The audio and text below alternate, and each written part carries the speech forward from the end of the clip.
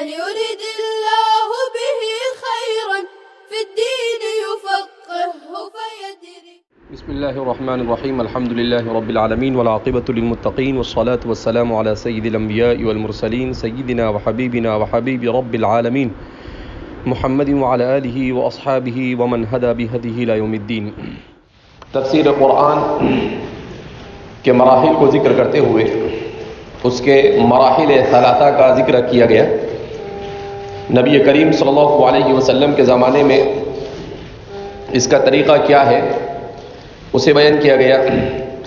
اس کے بعد مرحلہ ثانیہ میں حضرات صحابہ کرام رضوان اللہ تعالی علیہم اجمعین ان کے دور میں تفسیر کا طریقہ کیا رہا اور اس کے مدارس کتنے تھے. اور پھر اس کے بعد مرحلہ ثالثہ میں حضرات تابعین رحمہم اللہ ان کے نزدیک تفسیر کیسے کی جاتی تھی اور ان کے اقوال کا مفسرین کے یہاں پر کیا مقام ہے. اب تفسیر کا مرحلہ رابعہ. تفسیر کے اس مرحلے کو مرحلہ تدوین سے تعبیر کیا جاتا ہے. تفسیر کے اس مرحلے کو مرحلہ تدوین سے یاد کیا جاتا ہے.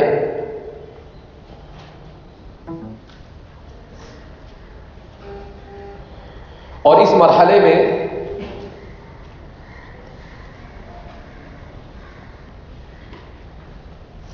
تفسیر قرآن کے موضوع پر مختلف کتابیں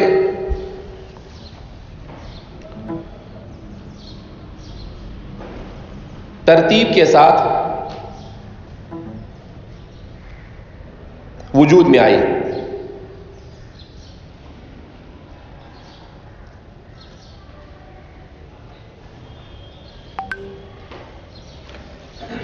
البتہ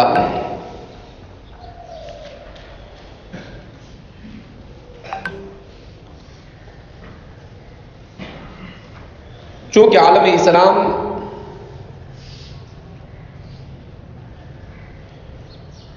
میں مختلف فرقے وجود میں آ چکے تھے،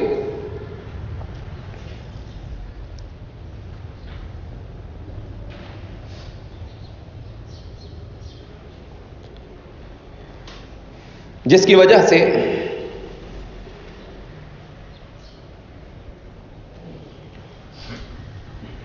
ہر فرقے کے ماننے والے نے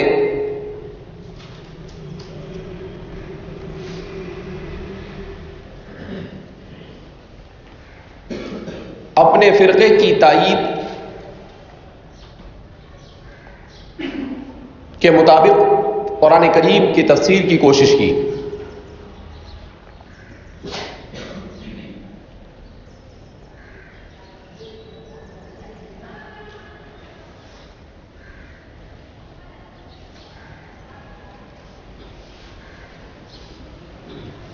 اسی طرح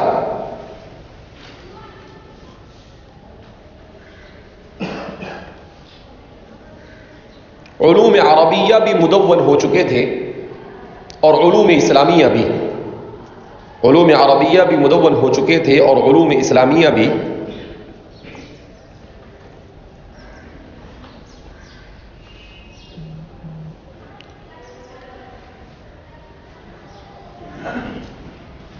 تو جو مفسر بھی تفسیر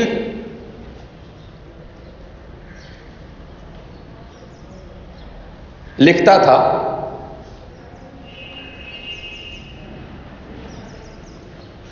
وہ اپنے مزاج اور مذاق کے مطابق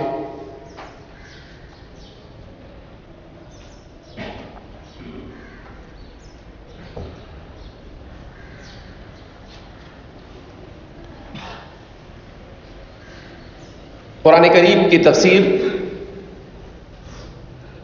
لکھا کرتے تھے.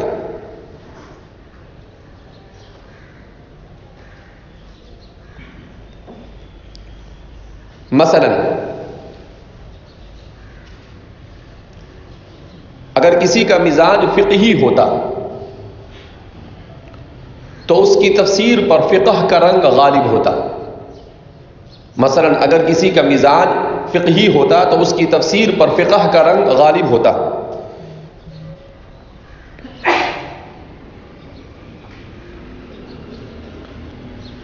جیسے امام قرطبی، امام جساس وغیرہ.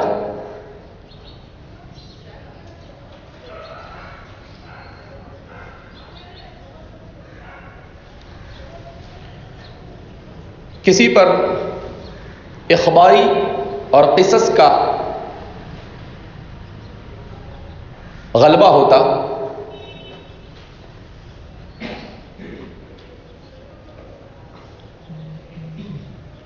تو وہ اسی پر زیادہ زور دیتا. جیسے امام ثعلبی.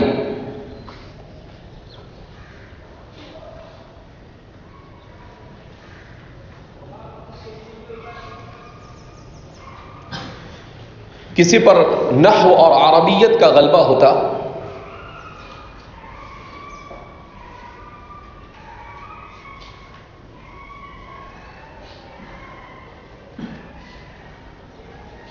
تو تفسیر کے دوران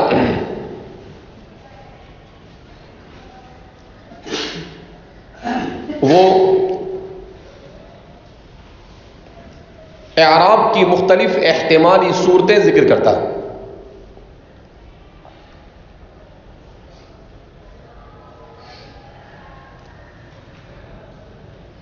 جیسے امام زجاج، امام واحدی،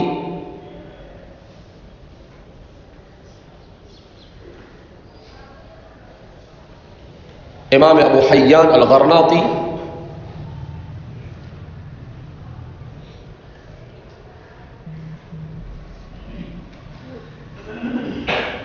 سمین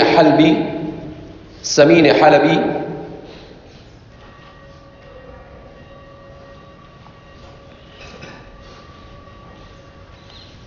کسی کا لغوی مزاج ہوتا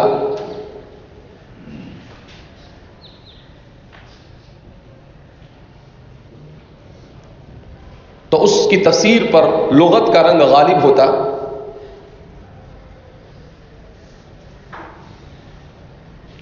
جیسے امام راغب اصفہانی،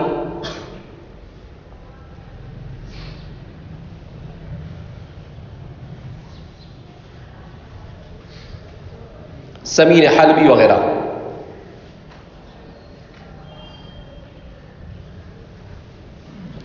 کسی پر علوم عقلیہ کا غلبہ ہوتا،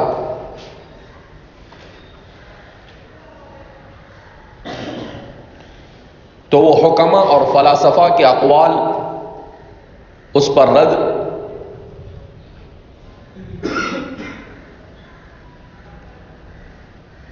پر زیادہ توجہ دیتا.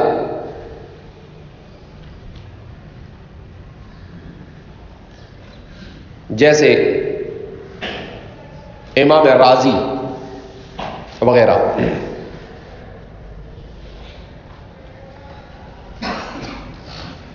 غرضے کے جس مفسر پر جس چیز کا غلبہ ہوتا اس کی تفسیر میں وہی علم نمایاں ہوتا. غرضے کے جس مفسر پر جس چیز کا غلبہ ہوتا اس کی تفسیر میں وہی رنگ نمایاں ہوتا.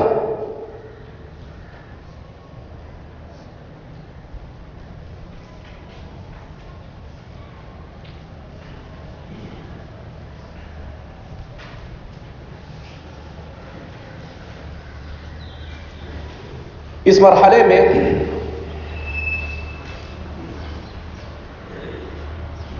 جو اہم تفسیریں لکھی گئی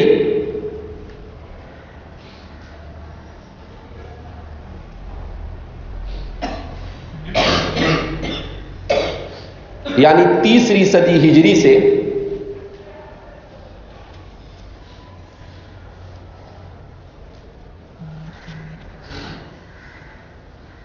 اب تک کا دور،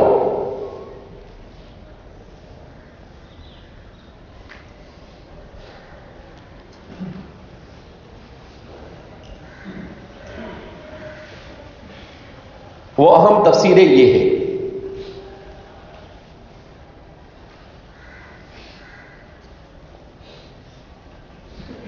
نمبر 1 جامع البیان فی تفسیر القرآن.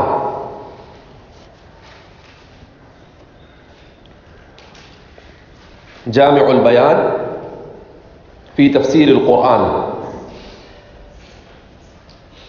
جو تفسیر طبری سے مشہور ہے، جو تفسیر طبری سے مشہور ہے. یہ قرآن کریم کی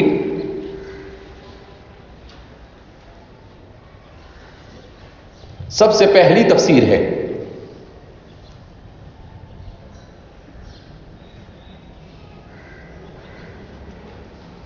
جس میں امام طبری نے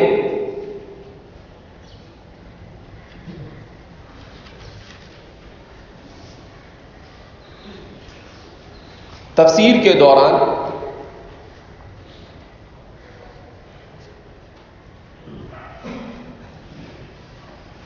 ہر حدیث اور ہر قول کو مکمل سند کے ساتھ ذکر کیا ہے. ہر حدیث اور ہر قول کو مکمل سند کے ساتھ ذکر کیا ہے.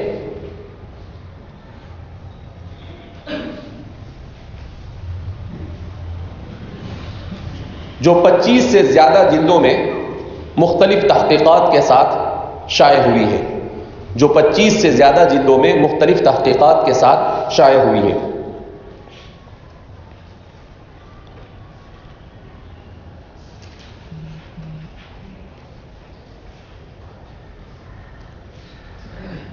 اس کتاب میں ہر طرح کے رطب و یابس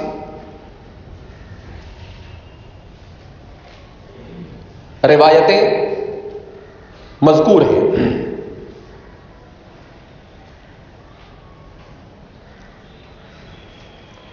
مگر چونکہ سند کے ساتھ مذکور ہے، مگر چونکہ سند کے ساتھ مذکور ہے،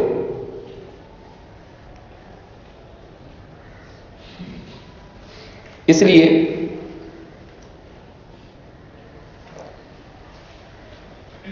صحیح اور ضعیف، موضوع اور شاذ، ہر طرح کے اقوال کی تمییز، صحیح اور ضعیف، موضوع اور شاذ، ہر طرح کے اقوال کی تمییز یہ آسان ہے.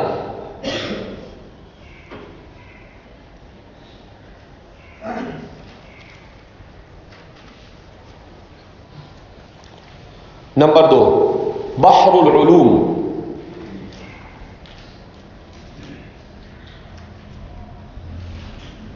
ابو اللیث السمرقندی کی، بحر العلوم ابو اللیث السمرقندی کی.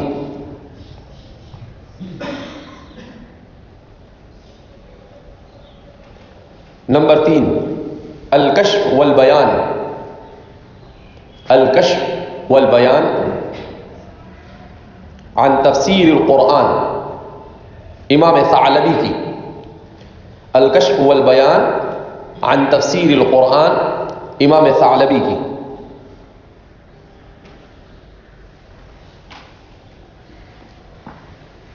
نمبر 4 معالم التنزیل، امام بغوی کی. معالم التنزیل، امام بغوی کی.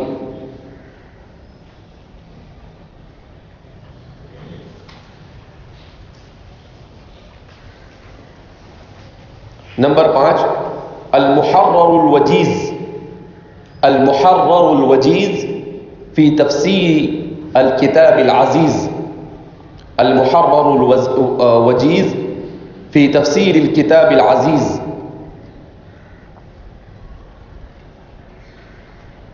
ابن عطیہ کی.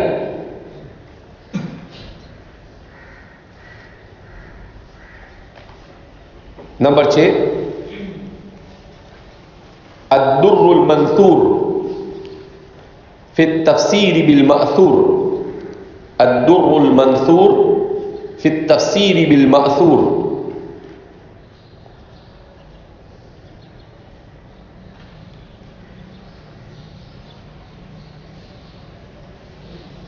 امام جلال الدین سیوطی کی.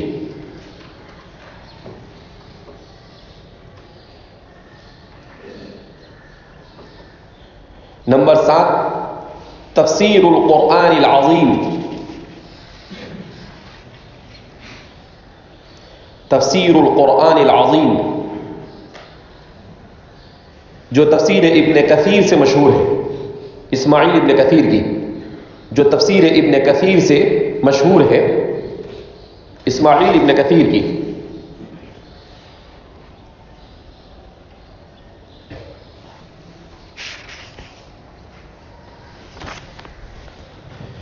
نمبر 8 الجواہر الحسان. الجواہر الحسان فی تفسیر القرآن.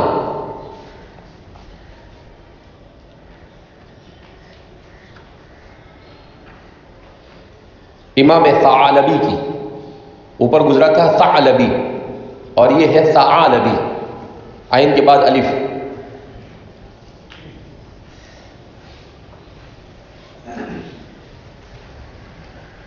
نمبر 9 فتح القدیر، امام شوکانی کی.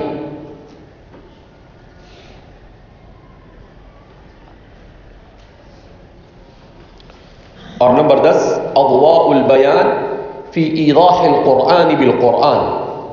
نمبر 10 اضواء البیان فی ایضاح القرآن بالقرآن.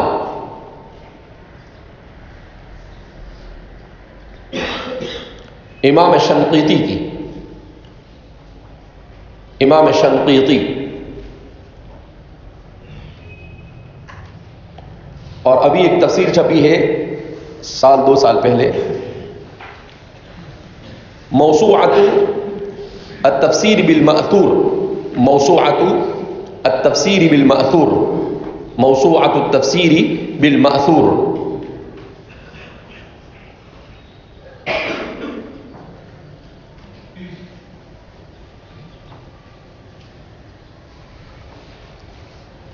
معہد الامام الشاطبی کے نام سے ایک ادارہ ہے، اس نے 400 علماء کی خدمات حاصل کی اور 10 یا 15 سال کی جد و جہد کے بعد موسوعۃ التفسیر بالمأثور جمع کی ہے، جو تقریباً 30 یا 35 جلدوں میں ہے، جس میں انہوں نے کوشش کی ہے کہ قرآن کریم کی ہر آیت کے سلسلے میں احادیث مبارکہ کے ذخیرے میں جتنی بھی احادیث ہو سکتی ہے ان سب کو جمع کیا. چونکہ ہمارے زمانے میں احادیث کو تلاش کرنا اب آسان ہو گیا ہے، اس کے بہت سارے سافٹ ویئر وجود میں آ گئے ہیں، جس میں صحاح ستہ کی حدیثیں، اسی طریقے سے اب تو احادیث کی دوسری کتابوں سے بھی استفادہ آسان ہو گیا. بہت ساری ویب سائٹیں، بہت سارے ایسے اپلیکیشنز بن گئے ہیں جس کی مدد سے احادیث کی تحقیق، احادیث کی تخریج اور احادیث کی تلاش اور احادیث کو، ایک موضوع کی احادیث کو جمع کرنا، یہ سب آسان ہو گیا. تو اسی سے فائدہ اٹھاتے ہوئے انہوں نے بڑی محنت کی ہے اور قرآن کریم کی تفسیر بالمأثور کے باب میں بڑی خدمت انجام دی ہے معہد الامام الشاطبی نے. اور تفسیر موسوعۃ التفسیر بالمأثور کے نام سے 30-35 جلدوں میں ایک ایک جلد تقریباً 700-800 صفحے کی ہے. ایک بڑا کارنامہ انجام دیا ہے. یہ جتنی بھی تفسیر ابھی تک ذکر کی گئی، یہ سب تفسیر بالمأثور کے قبیل سے. یہ تفسیر کون سی ہے؟ تفسیر بالمأثور، یعنی جنہوں نے احادیث مبارکہ کی روشنی میں یا اقوال صحابہ اور تابعین کی روشنی میں اور اسرائیلی روایات کی روشنی میں تفسیریں کی ہے. یہ سب کے سب مأثور میں آتا ہے. تو یہ تفسیر بالمأثور تھی. تفسیر بالرائے کی اہم تفسیریں، تفسیر بالرائے کے موضوع پر اہم تفسیریں.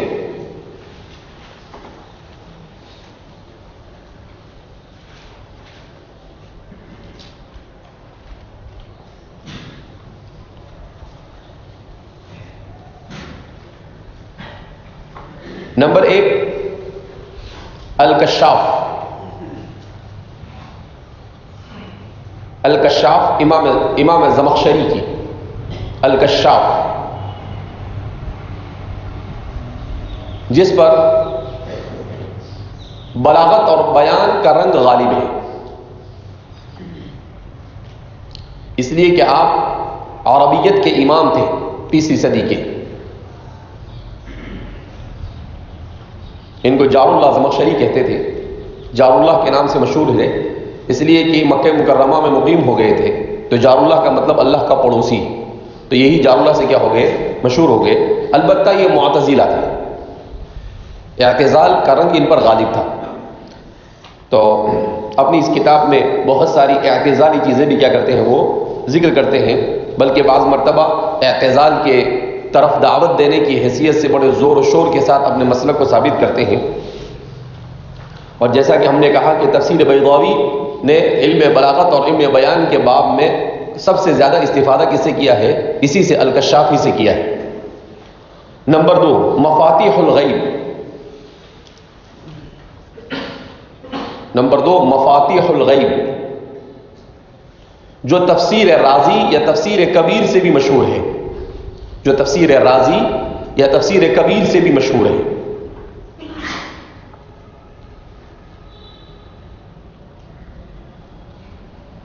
آپ پر فلسفہ اور علوم عقلیہ کا رنگ غالب تھا، امام رازی پر فلسفہ اور علوم عقلیہ کا رنگ غالب تھا،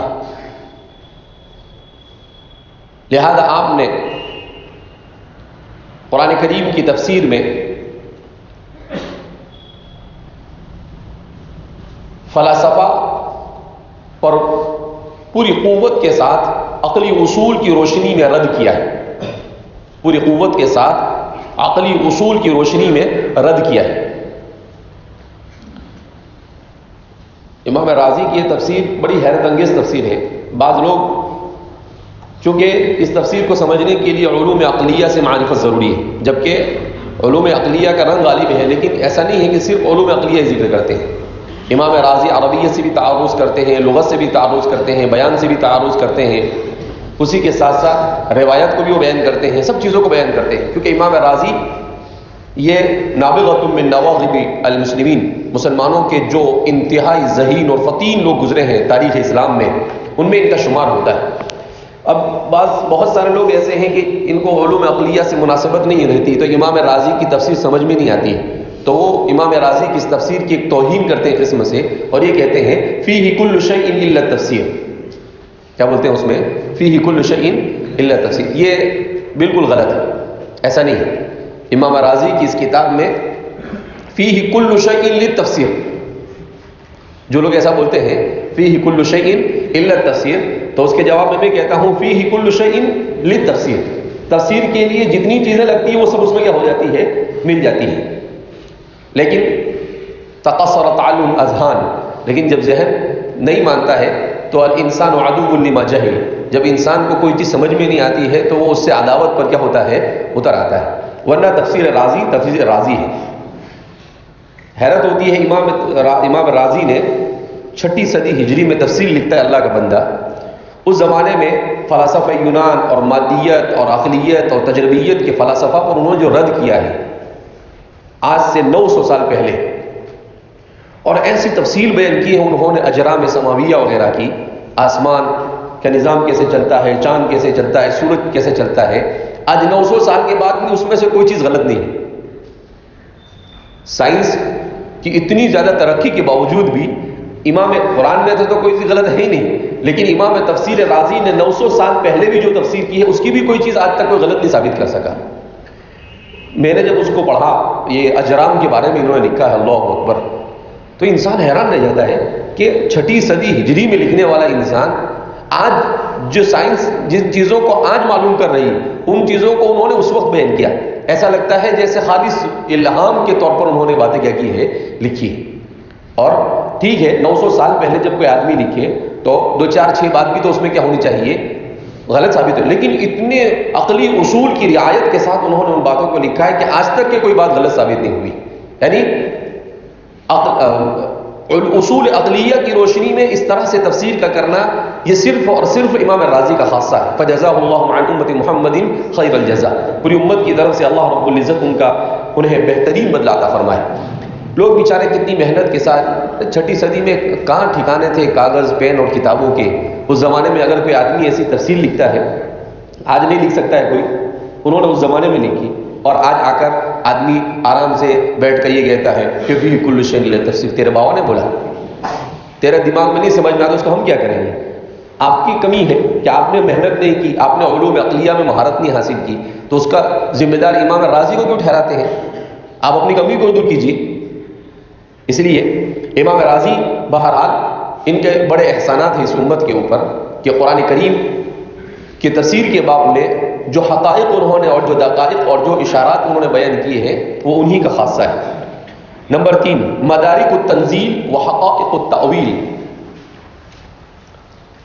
مدارک التنزیل و حقائق التأویل امام نصفی کی، جن کی کنز الدقائق ہے۔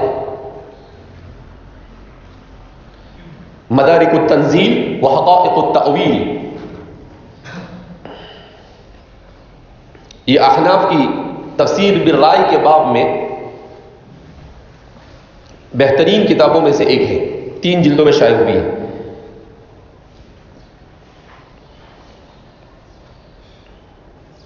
نمبر 4، لباب التأویل فی معانی التنزیل۔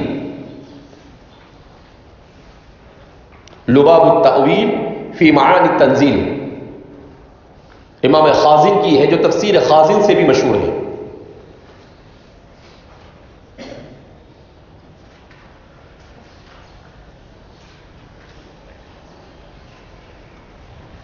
نمبر 5، البحر المحیط۔ نمبر 5، البحر المحیط امام ابو حیان الغرناطی کی۔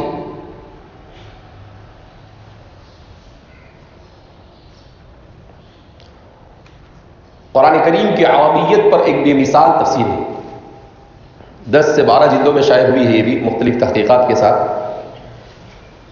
نحوی اعتبار سے قرآن کریم کی تفسیر میں اس کا بہت بلند مقام ہے۔ نمبر 6، انوار التنزیل و اسرار التأویل۔ انوار التنزیل و اسرار التأویل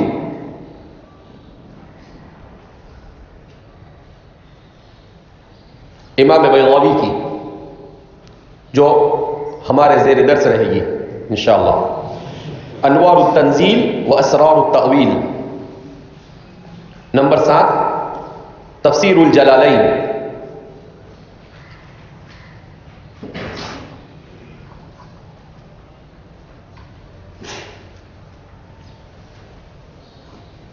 کہ قرآن کریم کی تفسیر کے باب میں بعض حضرات نے کہا کہ تفسیر جلالین یہ معجزہ اسلام ہے۔ تفسیر جلالین یہ کیا ہے؟ معجزہ۔ کہا کہ یہ اتنی حیرت انگیز تفسیر ہے کہ جتنے قرآن کریم کے کلمات ہیں اتنے ہی کلمات میں قرآن کی پوری تفسیر ہے۔ جتنے قرآن کریم کے کلمات ہیں اتنے ہی کلمات میں قرآن کریم کی تفسیر کی ہے امام جلال الدین سیوطی اور امام جلال الدین محلی نے۔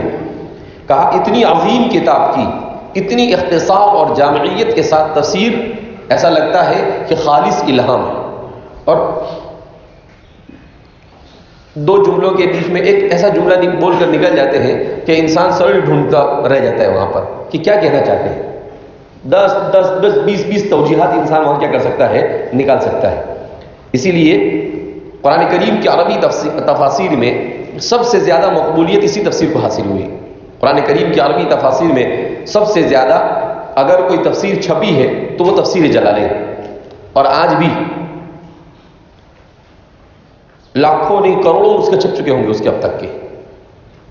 9ویں 10ویں صدی ہجری کی لکھی ہوئی 500 سال پہلے کی کتابیں ہیں۔ بہرحال دونوں ہی حضرات امام جلال الدین محلی اور ان کے تلمیذ امام جلال الدین سیوطی، امام جلال الدین سیوطی نے 20 سال کی عمر میں لکھی تھی، اپنے استاد کی تفسیر کی تکمیل کی تھی۔ کتنی عمر تھی ان کی؟ وکان ابن 20 سنہ، صرف 20 سال۔ 20 سال میں تو اپنے یہاں کچھ آتا بھی نہیں، اور 20 سال میں قرآن کریم کی ایسی تفسیر لکھی انہوں نے۔ اسی لیے بعض حضرات کہتے ہیں کہ یہ امام جلال الدین سیوطی کی کرامت سے کم نہیں۔ ویسے بھی امام جلال الدین سیوطی یہ ان 10 لوگوں میں آ سکتے ہیں جو تاریخ اسلام کے جن کو حیرت انگیز انسان کہا جا سکتا ہے۔ میں ان کو کہتا ہوں کہ یہ انسان نہیں ہے، یہ جنات ہے سب۔ یہ سب کیا ہے؟ جنات قسم کے لوگ ہیں۔ امام جلال الدین سیوطی ہے اور امام رازی ہے، اسی طریقے سے صاحب ہدایہ ہے، امام قدوری ہے، تو ابن القیم ہے، یہ سب کیسے لوگ ہیں؟ حضرت تھانوی ہے، سب جناتی لوگ ہیں۔ اللہ رب العزت نے ان کے اخلاص کی برکت سے، ان کی الہیت کی برکت سے ان لوگوں سے ایسے کام لیے کہ انسان کی عقل کیا ہو جاتی ہے؟ حیران رہ جاتی ہے۔ حضرت نانوتوی رحمۃ اللہ علیہ نے علم کلام جدید کے باب میں جو اصول بیان کی ہے، اتنے حیرت انگیز اصول ہے کہ جب ابھی سائنس جنم لے رہی تھی، سائنس کیا ہو رہی تھی؟ جب ابھی تو پیدا ہو رہی تھی، پیدا ہوئی بھی نہیں تھی، اس زمانے میں آپ نے سائنس کے اصول جو انہوں نے بنائے، ان سارے اصولوں کی اسلام کے اصول کی روشنی میں اور عقل کے اصول کی روشنی میں جو تردید کی ہے، کہا ان کی کتابوں کو پڑھنے کے بعد جدید علم کلام کی مزید کام کرنے کی بھی ضرورت ہے، صرف اس کو سمجھنے کی ضرورت ہے۔ لیکن ہمارے یہاں پر چونکہ ڈھنگ کی اردو ہی نہیں آتی علماء کو بھی اور طلباء کو، تو کیا کہتے ہیں ان کی اردو بہت مشکل ہے۔ ارے بھائی متن ہے، وہ کیا ہے؟ متن ہے، وہ شرح تھوڑی ہے، وہ قصے کہانی کی کتاب تھوڑی ہے۔ تو ظاہر سی بات ہے بڑے لوگوں کی کتابیں تو ایسی ہی ہوتی ہیں، بڑے لوگوں کی کتابوں کو سمجھنے کے لیے دماغ بھی بڑا چاہیے۔ بڑے لوگوں کی کتابیں چھوٹے دماغوں سے سمجھ میں آتی نہیں، اور نہیں سمجھ میں آتی ہے تو پھر کچھ بھی بکواس کرنا کیا کرتا ہے آدمی شروع کر دیتا ہے۔ اور علوم عقلیہ کس کو کہتے ہیں؟ مشکل ہو وہی تو علوم عقلیہ ہے، اگر مشکل نہیں ہے تو اس کو علوم عقلیہ کی ضرورت ہی کیا؟ فلسفہ اور کلام یہ کیا ہے؟ کچھ چیزیں دنیا میں ایسی ہوتی ہے کہ اس کا آسان ہونا بھی مشکل ہے، ہر چیز آسان نہیں ہوتی ہے، ہر چیز آسان نہیں ہوتی ہے۔ تو عقلیہ عقل کے باب سے جو کیوں؟ اس لیے کہ عقلی چیز میں کیا ہوتا ہے؟ عقل کا استعمال ہوتا ہے۔ تو عقل کا استعمال کب ہوگا؟ جب کوئی مشکل چیز ہوگی تو عقل کا استعمال ہوگا، آسان چیزوں میں تھوڑی عقل کا استعمال ہوتا ہے۔ تو علوم عقلیہ میں تسہیل اور تیسیر اور آسانی یہ ناممکنات میں سے، یہ کس میں سے ہے؟ ہاں، اس کو ذہن کے قریب کرنے کے لیے مثالوں وغیرہ سے واضح کیا جا سکتا ہے، مگر کوئی یہ سمجھے کہ اس کو بالکل آسان کر دیا جائے تو یہ ممکن نہیں ہو سکتا ہے۔ نمبر 8، ارشاد العقل السلیم، ارشاد العقل السلیم۔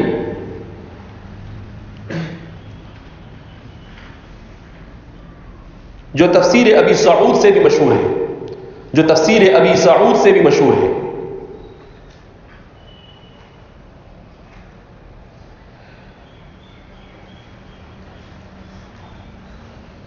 نمبر 9، روح المعانی،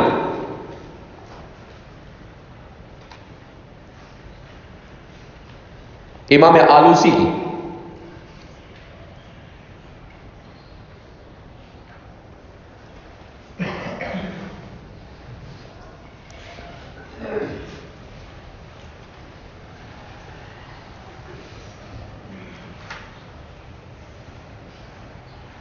انہوں نے دوسری 2 کتاب کے نام دیے ہیں لیکن وہ لکھنے والے صحیح نہیں ہیں۔ ایک ہے تفسیر منار، رشید رضا مصری کی ہے، یہ جدت پسند قسم کے آدمی ہے، قرآن کریم کی تفسیر میں بہت گھوٹالے کیے ہیں انہوں نے۔ اسی طریقے سے فی ظلال القرآن، زبان کے اعتبار سے تو اچھی تفسیر ہے اور کچھ پہلو اس میں اچھے بھی ذکر کیے گئے ہیں، مگر اس میں بھی کچھ مؤاخذات ہیں۔ بہرحال تو یہ قرآن کریم کی تفاسیر، ان سب چیزوں کو پڑھنے کے بعد ایک بات اس وقت ابھی ذہن میں یہ آ رہی ہے کہ اللہ رب العزت نے جو ہمارے مذاہب اربعہ ہیں، ان مذاہب اربعہ میں ہر مذہب سے الگ الگ کام لیا۔ تفسیر قرآن کے باب میں سب سے نمایاں خدمات یہ احناف کی رہی۔ تفسیر قرآن کے باب میں سب سے نمایاں خدمات کس کی رہی ہے؟ احناف کی رہی۔ حدیث کے باب میں سب سے نمایاں خدمات یہ شوافع اور حنابلہ کی، یہ شوافع اور حنابلہ کی۔ اور عربیت اور فقہ کے باب میں سب سے نمایاں خدمات یہ مالکیہ کی، یہ کس کی ہے؟ مالکیہ کی۔ حضرت مولانا تقی عثمانی صاحب دامت برکاتہم، ان سے ہماری وہاں ملاقات ہوئی تھی مدینہ منورہ میں 1.5 سال پہلے، تو وہاں پر حضرت نے یہ بات اس مجلس میں بھی کہی تھی کہ بھائی ہم ایسا سمجھتے تھے کہ فقہ کے باب میں احناف نے کہا کہ اس میں انکار نہیں کہ احناف کی خدمات بھی بڑی زبردست ہے، لیکن فقہ کے باب میں مالکیہ احناف سے آگے، مالکیہ احناف سے کیا ہے؟ آگے۔ لیکن تفسیر کے باب میں آپ دیکھیں، ابھی قرآن کریم کی جتنی تفسیروں کے میں نے نام لکھوائے ہیں، ان تفسیروں میں مدارک التنزیل، لباب التأویل، اسی طریقے سے ارشاد العقل السلیم، روح المعانی، یہ تقریباً تمام کے تمام یہ 4 تفسیر تو کس کی ہے؟ علماء احناف ہی کی ہے۔ کس کی ہے؟ علماء احناف کی ہے۔ تو تفسیر کے باب میں احناف کی خدمات، اسی لیے کہتے ہیں کہ روح المعانی جو ہے وہ پوری تفاسیر عالم اسلام میں 1300 سال میں جتنی تفسیریں لکھی گئی اس کا نچوڑ ہے۔ اس سے بہتر متاخرین کی کوئی تفسیر وجود میں آئی نہیں، اور اس پر کام کرنے والے نے تو یہاں تک لکھا ہے کہ آئندہ وجود میں آنا ممکن بھی نہیں لگتا ہے۔ ایسی زبردست تفسیر ہے، کسی پہلو کو تشنا نہیں چھوڑا۔ قرآن کریم کی تفسیر کے باب میں کسی بھی پہلو کو انہوں نے تشنا نہیں چھوڑا، چاہے لغت ہو، چاہے اشتقاق ہو، چاہے تفسیر بالرائے ہو، چاہے فقہ ہو، چاہے احادیث کی روشنی میں قرآن کریم کی تفسیر ہو، چاہے نکات کے باب سے قرآن کریم کی تفسیر ہو، چاہے علوم عقلیہ کے باب سے قرآن کریم کی تفسیر ہو، تمام کا احاطہ کیا۔ یہ کوئی بہت پرانے نہیں ہیں، امام آلوسی ابھی 100-150 سال پہلے کے ہیں۔ تو امام آلوسی کی یہ تفسیر اپنے باب میں بے مثال تفسیر ہے۔ احناف کی جانب سے متاخرین احناف میں جو نمایاں خدمات انجام دی گئی علوم اسلامیہ کے لیے، اس میں ایک ہے فتاوی شامی اور دوسری ہے تفسیر روح المعانی۔ یہ دونوں انتہائی نمایاں خدمات ہیں احناف کی طرف سے جو متاخرین کے۔ اسی طریقے سے مجلۃ الاحکام العدلیہ جو خلافت عثمانیہ کے آخری دور میں لکھی گئی۔ یہ 3-4 چیزیں ایسی ہیں جو احناف نے زمانے کی ضرورت کے اعتبار سے امت کے لیے پیش کی۔ بہرحال قرآن کریم کی تفسیر کے باب میں جو بنیادی چیزیں ہو سکتی تھی وہ ذکر کر دی گئی۔ انشاءاللہ آئندہ کل سے اب آگے سورہ فاتحہ کی تفسیر شروع کر دیں گے۔ اللہ رب العزت ہمارے لیے اپنی کتاب کے علوم اور اس کے معارف کی فہم اور اس کی تفہیم کو آسان فرمائے، اور ہمیں ان سب چیزوں پر عمل کرنے کی توفیق مرحمت فرمائے۔